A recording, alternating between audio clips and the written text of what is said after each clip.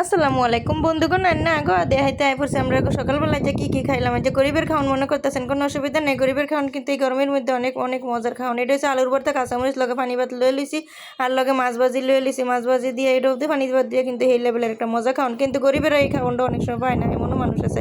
কিন্তু কথা এটা না, কিছু কিছু ক্ষেত্রে ফলাফানগুলো দিয়েও কিন্তু আপনারা অভাব বোঝানোর চেষ্টা করবেন। যদি মনে করেন টিয়া পয়সার মালিক আছেন, কিন্তু স্পেশাল খাওয়ান যে সবসময় খাইতে হবে এটা কিন্তু না। বিশেষ করে যারা ফুলাইন ফেলতেছেন, ফুলাইনেরও কিন্তু অভাব জিনিসটা বুঝাইতে হবে। ফুলাফাইন যখন যেটা চাইলে দিয়ে লাইবেন না, এটা কিন্তু আসলে ফুলাফাইনের একটা খারাপ অভ্যাস হয়ে যাবো গা। আনে মনে করেন আনের গড্ডার মধ্যে কিন্তু কাম করেন না মানুষ আছে, আনে নিজের কাম নিজে শেষ করে লাইতেন। আনের ফুলাফাইনের একটা আজারে বড় গুণ এটা কিন্তু না।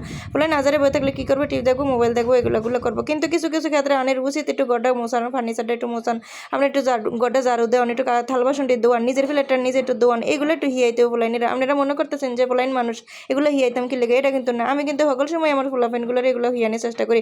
কোনো সময় কই নেই যে ভাত রাত বাড়ছে আয় খাইয়া যাবো, সবসময় চেষ্টা করি যে তোরা ভাত খাবার টাবার লইয়া যা, খাবারগুলো আইনে এখন যে তাড়াতাড়ি ভাত খেতে বলবি। কিন্তু আগে দিয়ে আমি খাবারগুলো আনাই না, আমি কিন্তু ওগুলো দিয়ে ঘরও ঝাড়ু দিয়ে ফার্নিচারও মুছাই। এখন মনে করতেছেন যে ফুলাফাইনটি দিয়ে কি এর কাজের মহিলার কাজ করাম, এটা কিন্তু কিছু না। এটা কিন্তু আসলে ভুল ধারণা। আপনারা যদি মনে করেন যে ফুলাইনগুলোর এমনি সহিভাবে ফেলেন, কোনো এক সময় দেখবেন ফস্তাইবেন। যত ফুলাফাইনের অভাব শিখাইবেন, যত ফুলাফাইনের ঘরের কাম করাইবেন, তাইলেই দেখবেন যে আপনার জীবনে কিছু না কিছু উন্নতি পাইবেন। আপনি কোনো এক সময় বুঝবেন। এরপরে যে রান্ধন বারণ একটা লিমিটের মধ্যে করবেন। ফুলাফাইনের যে কোটাকাটির ব্যাপার স্যাপার এগুলো একটা লিমিটের মধ্যে করবেন। বিশেষ করে যখন কাটাকুটা জিনিসটা করাইবেন, কাটতে গেলে ফুলাফাইনগুলো সামনে একটু থাকবেন, কেমন করে কাটে না কাটে। যেহেতু প্রথমবার কাটবে এটা একটু দেখাইতে হবে, কারণ বটি কাছির দায়ের ব্যাপার স্যাপার তো সেগুলো আবার দেখা গেছে ফুলাফাইনের একটু সাবধান করে দেখাই দিতে হয়। কিন্তু হিয়াইতে হইব, কাম যদি না হাইয়ান তাইলে মনে করেন কোনো এক সময় ফস্তাইবেন। হের লেগে কইতেছি সকল সময় ফুলাইনের একটু কাম হিয়াইবেন, মাঝে মধ্যে রাঁধতে দিবেন, একটা ডিম বাজি করতে দিবেন। একটা দেখা গেছে ঘরের মধ্যে একটু ডিম বাজি করবো, একটু নুডলস রানবো, এগুলো থেকে দেখবেন আস্তে আস্তে ফুলাইনের রান্না বাড়াও শিখে যাবো।